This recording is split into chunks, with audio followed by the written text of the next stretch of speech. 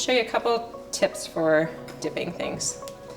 So for strawberries, like I said, we have everything dried. I always like to leave a little bit of the color of the fruit showing, so you'd want to leave, you know, the part by this green stem showing. If you can find the ones with the long stems, the really big, beautiful berries, those are the best. But, you know, if you're just working with whatever's at the grocery store, then just get the nicest looking, biggest ones you can find. And then you can just take your fingers, dip it in. Try not to get your fingers in too much chocolate because then you end up making a big mess, but that's okay if you do. Then let a little bit of it drip off. What you can do is kind of move your arm up quickly and move it over. You'll have like a microsecond where it's not dripping. Then I make a little swirl underneath and put it down so you don't have like a string hanging off. So we'll go like that. And then you can just place it right there.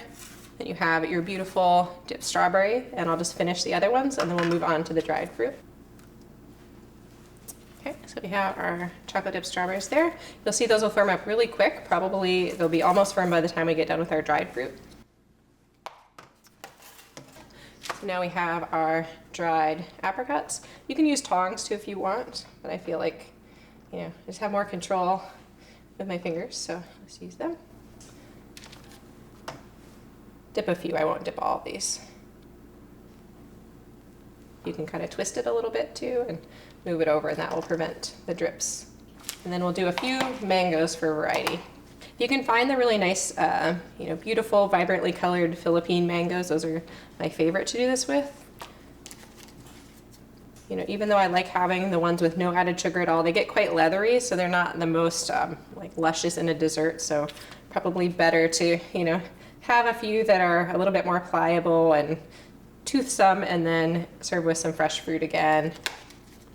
I also like to serve with a few nuts if I'm not doing nuts dipped in chocolate, because again, anytime you're adding some fat, fiber, and protein, which are in good quantities in nuts, then you're going to actually reduce the glycemic load or impact on your blood sugar that these more sugary foods would otherwise have without those things.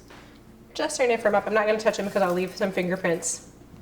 And then a couple other things that you can do. So if you want to make some drizzles, you can use a spoon, or if you want really fine drizzles, you can use a fork.